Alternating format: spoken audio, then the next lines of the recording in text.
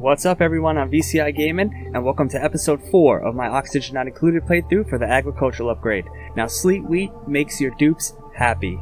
And they're basically saying, oh my god, this sucks, it's so cold in here, we can't breathe, what are you doing to us? So we have someone that's suffocating. I actually don't know how this guy got into this situation. So let's get right into the farming in this ice biome. Let's get in here. Go in here right away. So basically I'm gonna put in a platform right here. That should be good. Now basically I'm gonna have to seal this in with abyssalite, 3 thick abyssalite, so it's not gonna become a problem. Now you gotta kind of be careful when you're telling them to dig out more than one row and building platforms in between, because sometimes what they'll do is they'll actually end up suffocating themselves. Like if they dig through here, they'll dig down and then they get trapped, and since there's CO2 here, they'll actually suffocate to death. Yeah, so 3 thick seems to work the best, so that's what I'll be shooting for. Now, as far as my overall plans for this entry into the ice biome, there are some wheezeworts here, so I'm going to dig down to get them first, and then I'm going to probably put the refrigerator down here. And that's because CO2 always ends up going down below the oxygen. So up here I'll have the Sleet Wheat Farm and the refrigerator down here so that the CO2 doesn't allow anything in the refrigerator to go bad, and the whole thing will be cold, so that's good. I guess I'll put the farm up here. What I'm going to do over here is I'm just going to put in an electrolyzer, because now I can take out these 2 stations right here, and this will free up a little bit of the electricity. Once you get through the research, it's kind of stupid to actually keep them in your base, at least in this build of the game. So let's get an electrolyzer going. I'm going to put it right here just for now, why not? Now this is also going to need a liquid pump with clean water in it, so I'm just going to actually, I guess I'll kind of put it down here. So I'm going to need a ladder going down there. I'm actually not 100% sure that they can even reach that, but I guess we'll see, huh? I'm going to make all this priority 9 it is, just to kind of get it done. As far as plumbing, it doesn't matter what kind of pipe I'm using here because the water temperature is nothing we actually have to worry about.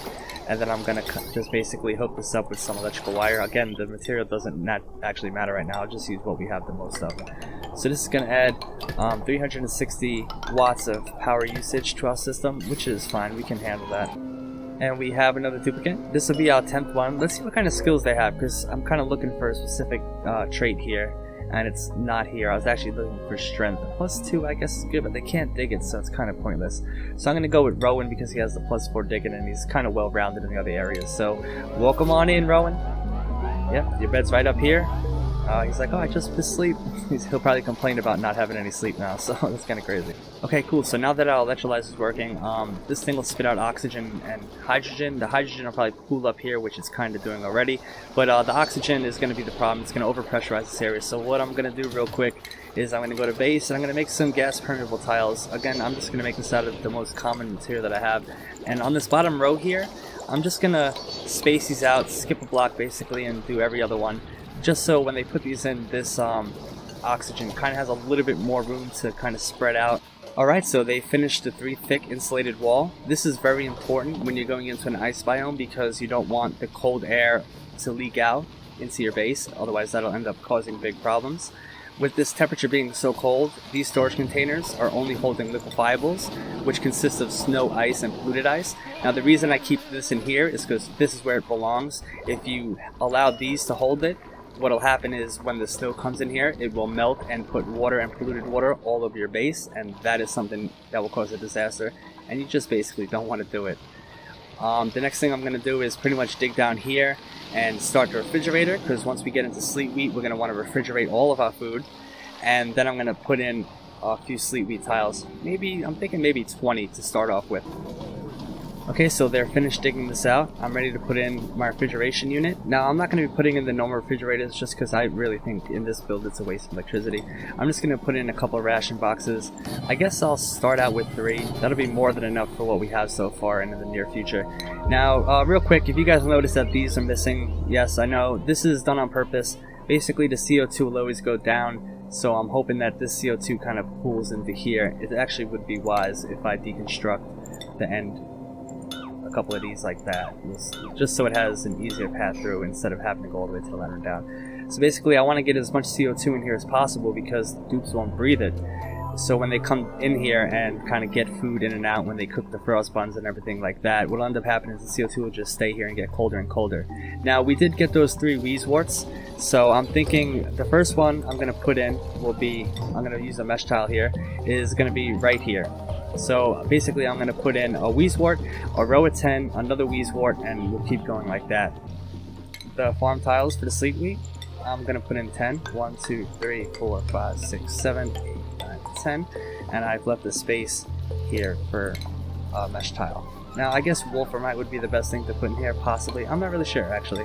I don't really think it matters. Let's do that. We'll dig this out. We'll only dig a couple rows out here. We don't want to go overboard with digging out this biome until we have to. We kind of want to preserve environment as we go along. Oh, you know what? This is actually working. So this is actually working so good that I'm going to actually build this platform across here, because I feel that I can get all of this CO2 to even go into there too, as long as I dig this out, which I'll do that as well. Alright, so they finished up the farm tiles, so it's time to plant the Sleet Wheat. I will do this with a priority of 9 so they get it done. I will copy the settings over, which is really cool. They'll plant them generally at the same time. And they really love putting in the Sleet Wheat. This really helps them a lot. Alright, so I'm putting in the second row of farm tiles, and they're basically saying, oh my god, this sucks, it's so cold in here, we can't breathe, what are you doing to us? Suck it up, you wimps, suck it up. Alright, so the idea of pooling the in the base CO2 into this ice biome by opening up this wall has worked pretty good. If we really quick look at the temperature, the green is kind of taken over to blue. There's a little bit of CO2 left here, not too much, so I've had them seal up this wall because it kind of is finished now. One thing to take a look at here real quick is this hydrogen. Now, I normally don't do this with electrolyzers, just put them open in the base. This is the early game though, so I needed a way to make oxygen without using algae and kind of survive for the meantime. Now, I do have a big system that I'm going to implement that uses a bunch of these. If you guys kind of want to sneak peek at that, and you can also see this idea at scale, I'll put a link in the video right now that you can click to take you to that video. It's a really cool video actually. In the meantime, my only option here is to go up, so just to give this hydrogen a place to go. So since they're doing so much digging now, and we've kind of opened up a lot of space within our starting biome, the storage is filled up. This was quite a bit of storage, so the only thing you can do when you're out of storage is put in more storage. So I'm just gonna put in another row here. I will be digging this area out very soon, but I'll probably do it offline. Alright, so I was kind of thinking, since they dug this out rather quickly, I think I'm just gonna dig this out, because hydrogen does tend to go up to the left, so I guess I could dig this out and it'll most likely end up there.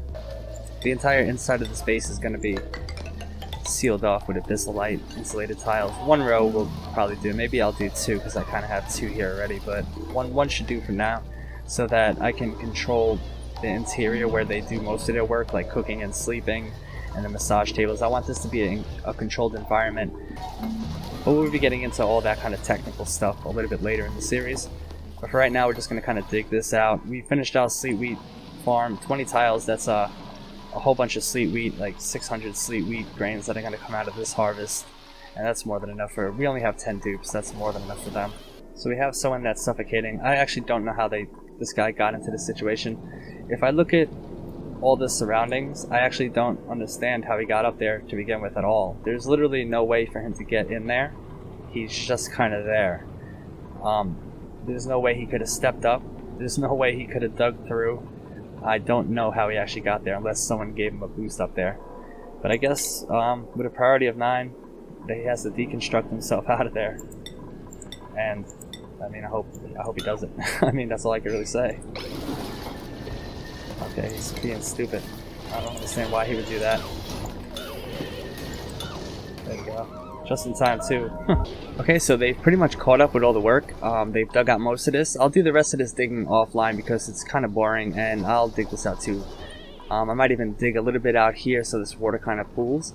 But in the meantime, since we've completed everything that we need in our ice biome to have the Sleet Wheat farm going, the only thing left to complete this kind of tech tree is to bring in a cooking station, and I'll make this out of, I guess, copper ore. That's only because we have a lot of it.